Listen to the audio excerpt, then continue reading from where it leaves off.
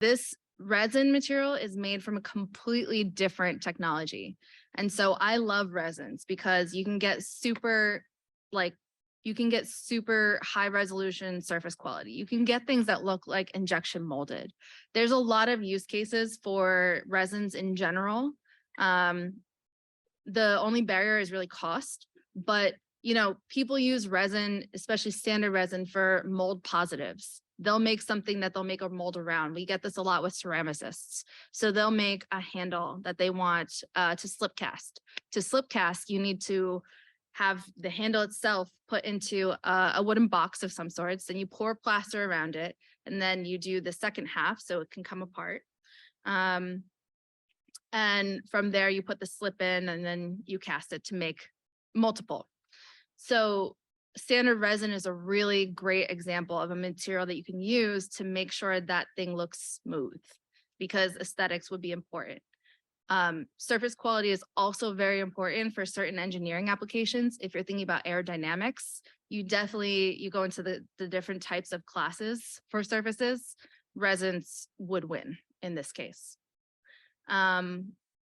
The tolerancing, if you say I want this part in 1 millimeter in standard resin, you're going to get it between 0.99 and 1.01 millimeters. That's how precise this material and technology, all resins really are. So you can start to fit test. So if you have a multi-part assembly, and it's like your final iteration, or it's so intricate that you really need to start with resin, we recommend standard because it is one of the more cost-effective materials of the resin family, of the SLI family. This is an example of how it's printed. So we have these printers in-house. It's the next version, but you can see it just kind of rises out of the bath. So it starts out as a liquid. The layer height, of each step that it lifts is 100 microns. You can also do 25 microns, and you can also do 50 microns. So you can get really, really, really small here. So the level of detail that you can achieve on a resin part is just so much greater than anything from PLA. It's just so much better. It also looks really cool while it's printing. You still need supports, as you can see in this video. All those tree-like, roller coaster-like structures, those are supports, but you need a lot less than you would for the previous material. There are some examples of things that you can do. The applications, they range so much. So you can do anything from the upper right, which is a famous sculpture artist.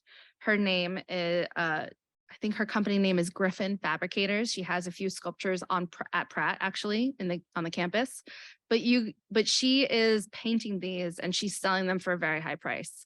I would never recommend PLA for this because the surface quality alone cheapens the value of the product in her case. If you look at the parts right underneath it, I don't know. We could try to do that in PLA, sure, but it looks like it needs to fit. It's a casing. So I doubt that it would truly, truly work in PLA. So resin is really the winner in that case as well. And then the other two, which I'm not really, it's hard for me to see from this angle, but you can print really small parts. And the smaller you go, obviously, the cheaper it's going to be. And so you can print hundreds of the upper left, for example, and it won't break the bank, but you still have that precision that you need. And you can even, the D&D characters that you saw in the previous slides, that is something I would also recommend in this material. The only downside about resin is that if it drops, it acts a little like glass. I mean, it won't shatter as dramatically as glass, but it is brittle enough that it will crack, it will shatter. It's not heat resistant. It's not chemical resistant. You're not going to feel the flex. And so we're passing around a few samples. You can see how detailed you can get, and the clear is great because you can polish it to an optically clear point. And it's refined enough where you can have channels, internal channels, which is fantastic. But this is not the material for every single use case out there because of its lack of heat resistance, lack of flex. It doesn't simulate polypropylene. It doesn't simulate, a lot of the common plastics that we have today. but it's great for a looks like, fits like prototype.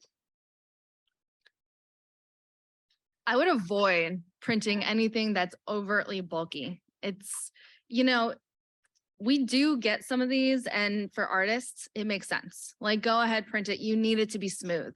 But for the most part, the costs outweigh the benefits for parts like these. Things that are also like super flat that would bear weight, I would also be a little careful about. It depends on a case by case basis. And so if we spot something like the bottom left that clearly looks like it's supposed to hold or hook something, we'll put the order on hold and we'll ask, just to make sure.